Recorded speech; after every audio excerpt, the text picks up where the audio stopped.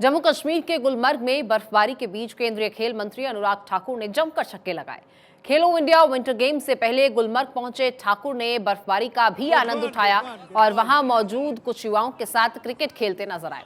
इस दौरान उन्होंने छक्के भी लगाए। बता दें कि कल से खेलो इंडिया विंटर गेम्स की शुरुआत हो रही है। केंद्रीय खेल मंत्री ने कहा कि खेलो इंडिया का इंतजार पूरा भारत करता है। इसमें यूथ, यूनिवर्सिटी और विंटर खेलों का आयोजन होता है। यूथ खेल मध्य प्रदेश के 9 शहरों में हो रहा है।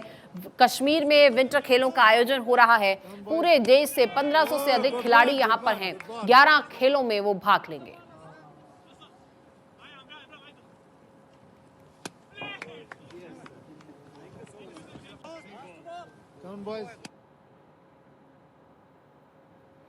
और फरीदाबाद में सूरजकुंड मेला चल रहा है। इस मेले में हरियाणा के मुख्यमंत्री मनोहर लाल खट्टर ने शिरकत की और इस दौरान सीएम ने शंघाई सहयोग संगठन के देशों के प्रतिनिधियों के साथ बैठक की। इस बैठक में 17 देशों के प्रतिनिधियों ने हिस्सा लिया। इस बैठक का उद्देश्य परस्पर सहयोग और आपसी सामंजस्य को स्थापित करना है।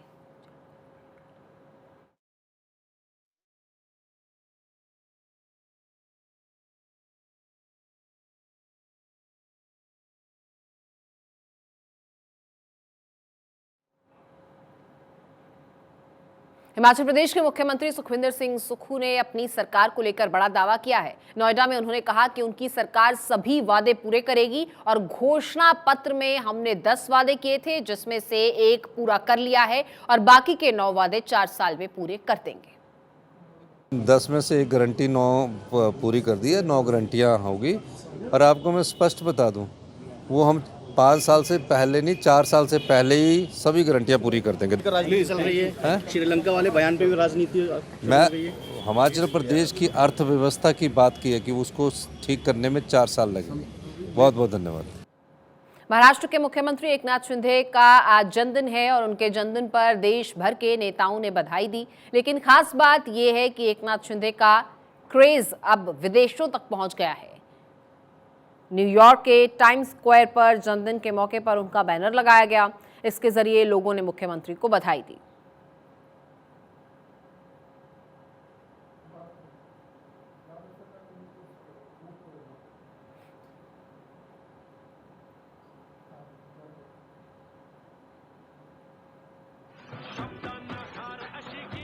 जहां बैनर के जरिए सीएम शिंदे को बधाइयां दी जा रही हैं, तो वहीं ये आप तस्वीर देख रहे हैं किस तरह से कलाकार ने भी अपनी कला के जरिए उन्हें जन्मदिन की बधाई दी और ये खूबसूरत तोहफा पेंट करके सीएम को भेंट किया। ये तस्वीर आप देख रहे हैं सीएम एकनाथ शिंदे का जन्मदिन और उनके जन्मदिन के मौके पर न्यूयॉर्क के टाइम्स स्क्वायर पर भी बैनर लगाया गया और इस तरह से उन्हें ये बधाइयां दी जा रही हैं।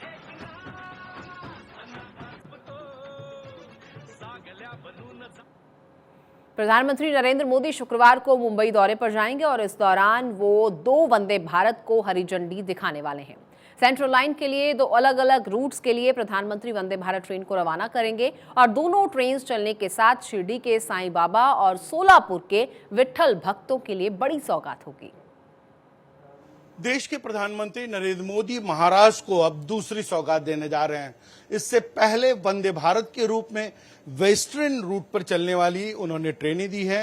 वंदे भारत के नाम से अब जो है सेंट्रल रूट पर चलने वाली 2 अलग अलग वंदे भारत दे रहे हैं। ये वंदे भारत सोलापुर और दूसरी ट्रेन शिरडी की ओर जाएगी। आइए दिखाता हूं कि वंदे भारत कैसी है। जैसे आप दरवाजे पर पहुंचते हैं, ये डोर कुछ इस तरह से खुलता है। उसके बाद आप अंदर की ओर हिस्से में आते हैं।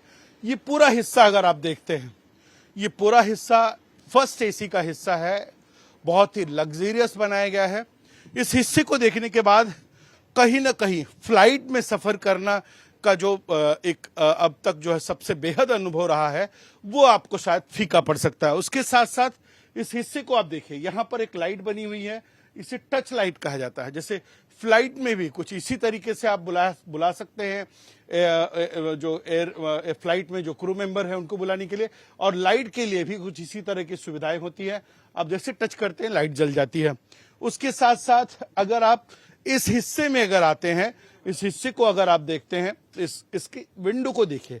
विंडो की साइड जो है ये ग्लास बहुत बड़ा विंडो है और इस हिस्से को देखने के बाद एक चीज साफ लगती है, साफ तौर पर अंदाजा आता है कि किस तरीके से एक अद्भुत नजारा, क्योंकि शिरडी और सोलापुर, यानी शिरडी के साईं बाबा का दर्शन करना हो या सोलापुर का दर्शन करना हो, तो ऐसे में जिस रास्ते से होकर यह ट्रेन गुजरेगी वंदे भारत, वो ऊंची पहाड़ियों का हिस्सा है, खाई है, और वहां से इसका नजारा इस विंडो की वजह से बहुत अद्भुत होगा। परेशानी से अगर आप फंसते हैं तो यहां पर एक इमरजेंसी टॉकबैक सिस्टम रखा गया है कि अगर आप लोको पायलट तक जो है अपनी बात पहुंचा सकें, उसके लिए भी जो है इसकी सुविधा दी गई है। उसके साथ साथ फायर एग्जिट के लिए अगर कोई आपात स्थिति आती है उससे निपटने के लिए एक हैमर दिया है, ग्लास ब्रेक करने के लिए और बाहर निकलने के लिए।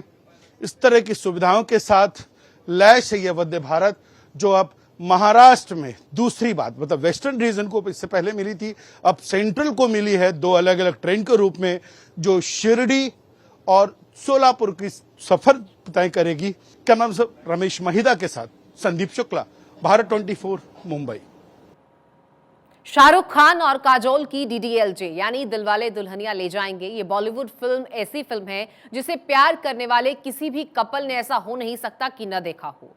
और अगर किसी ने आज तक ये फिल्म नहीं देखी है तो ऐसे लवबर्ड्स के लिए बड़ा मौका आ रहा है, क्योंकि इस वैलेंटाइन डे पर डीडीएलजे फिर से पूरे भारत के थिएटर्स में नजर आने वाली है। आपको बता दें कि डीडीएलजे इंडियन सिनेमा में सबसे लंबे वक्त तक चलने वाली फिल्म रही है और इस ब्लॉकबस्टर फिल्म ने शाहरुख खान और काजोल को पूरे देश में सुपरस्टार बना दिया था।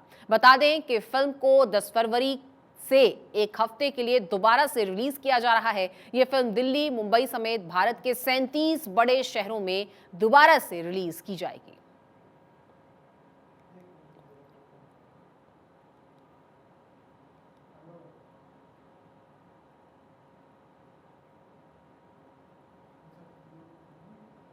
Jaipur is now the best destination for weddings. Jaipur में आज कई वीवीआईपी मूवमेंट्स, शादी समारोह में शिरकत कर रहे राजनीति और फिल्म इंडस्ट्री से जुड़े लोग कल शाम जय शाह सपरिवार पहुंचे थे।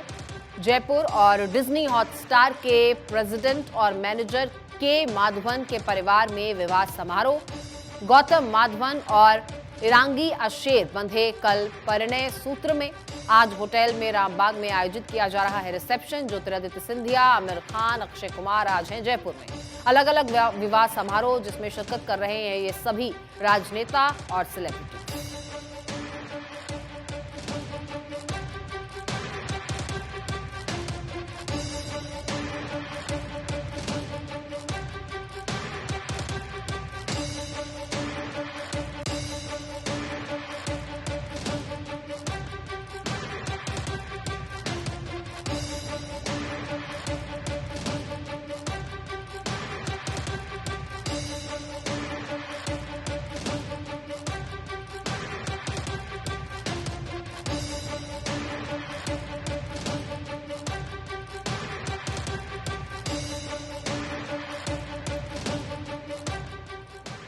पश्चिम बंगाल विधानसभा में बजट सत्र जारी है। विधानसभा का ये सत्र कई मायनों में खास है।